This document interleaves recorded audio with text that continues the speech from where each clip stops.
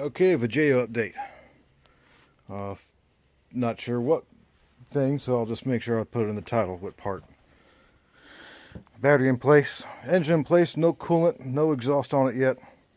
Put it in, got a little worried about, well, I was checking compression, the intake and exhaust pulses coming out of the intake and exhaust simultaneously. But that's just, hydraulic lifter stuff. Anybody that had anything apart, it just worries you. You don't know if you got the cam off a couple teeth by accident and when you weren't looking, or if it's just the fact that the lifters haven't collapsed.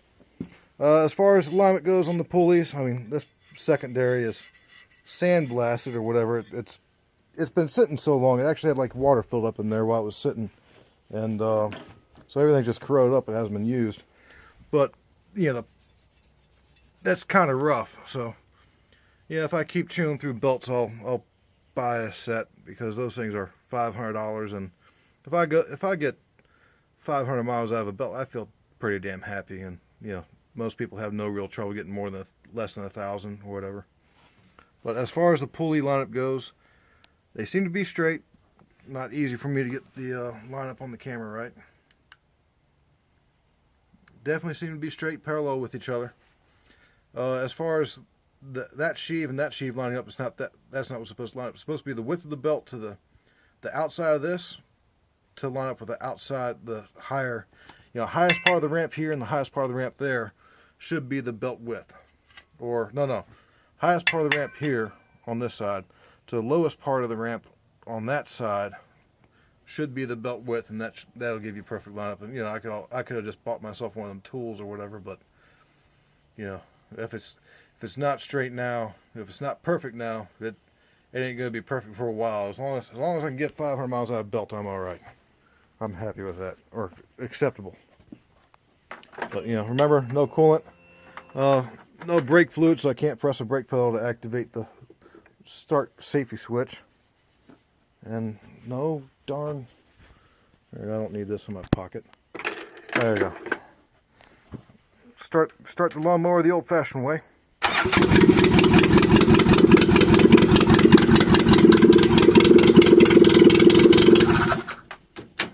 Put that in park, even though we have nothing hooked up. But yeah, radiator hoses in place.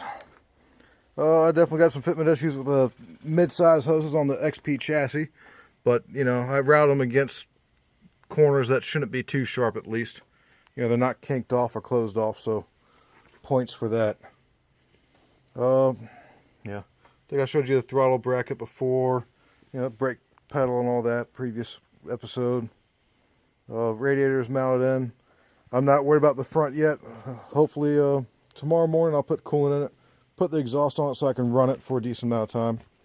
Then tomorrow night I'll put the belt on it and put the front left caliper and the right rear caliper on, and bleed the brakes down so I can have go power and stop power.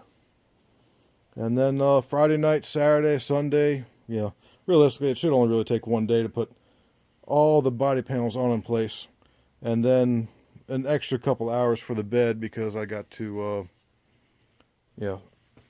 the dump latch is on the inside of the mid-size frame, and they're on the outside of the XP frame for the XP bed. So I don't know what I'm going to do. I might just strap it down for a couple of weeks and then get back to it. That I just leave the bed off for now. At least for the first weekend of riding, just don't need to worry about flapping around. I got 3 seat belts from the XP seat frame. Got my tilt steering wheel. Got factory brake pedals for the mid-size. Proper working shift linkage. Engine's mounted in place. The pulleys are lining up. Throttle body is on. The end thing started within, it took a couple minutes to bleed the fuel rail and compress the, work the lifters correctly to where they compress a little bit before, filling back up with oil again. But that crank sensor, the connection is broken off of it. So, the tab that keeps the clip on. So it's zip tied together. I found a bunch of zip ties to put everything back together, because, of course, all the factory keepers that have those Christmas tree zerks to go in holes were all broken. you know, normal stuff. I will be doing snorkels and stuff like that, so that will all be this weekend too.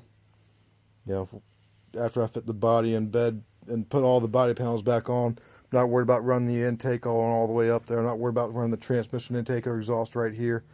I'm gonna bite the bullet and spend $50 on plumbing parts. Ooh. Luckily, I got this nice unseemly gap between the bed and the seat that'll give me plenty of room to play around with. And there's what made it all possible. This is one of the newer iterations.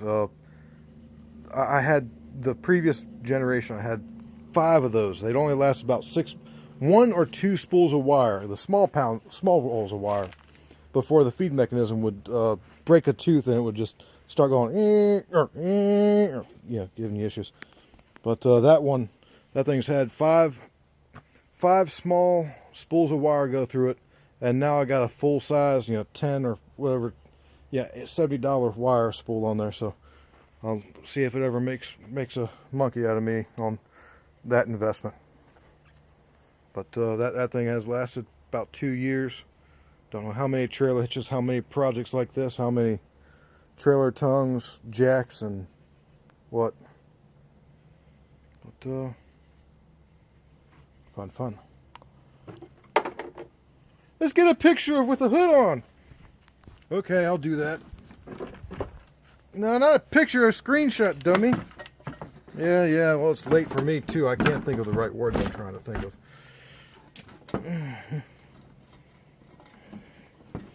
Okay, so the hood will be up just a little bit. I like seeing that aluminum fair lead like that. Those things are nice. Focus on the shiny stuff. Yeah, that's always good for. Just highlights. It's like, there's something there. What's there? Who? Something there. What's there? I know there's something. I'm going to just knock my knee on it. Ooh, it's a bumper.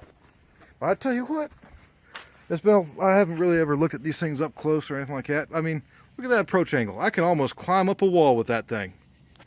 I don't even have any forward A-arms on it yet or nothing. I haven't decided if I'm going to be making forward A-arms or if I'm going to be buying a set. Once when I look at the price tag, probably about $500 for a pair of fronts, I'll just go, yeah, let me chop those up and weld them myself. And as far as the front differential's forward enough. I mean, the drive shaft is actually coming back, almost 1.5 inches. So popping it the other way would almost make it look straight. But fuel tank, I have some ethanol-free gas in there. Thank you, Wawa, for doing that. I have no idea who made this belt. It might be, it is a Polaris belt, so I know it's got a spot where it's rubbed off or worn down from somebody idling in park for who knows how long, how many times. But I'll put that belt on. I'll leave the cover off for the first ride, and if it feels smooth enough, I'll leave it on there for a couple weeks to a month. But I got a spare belt I can take with me wherever I go. So that's general Boy Scout rule with toys. Bring your spares and bring your tools. And I still got to put that clamp on that seated boot. Oh man, it feels so good to see $5,300 come together.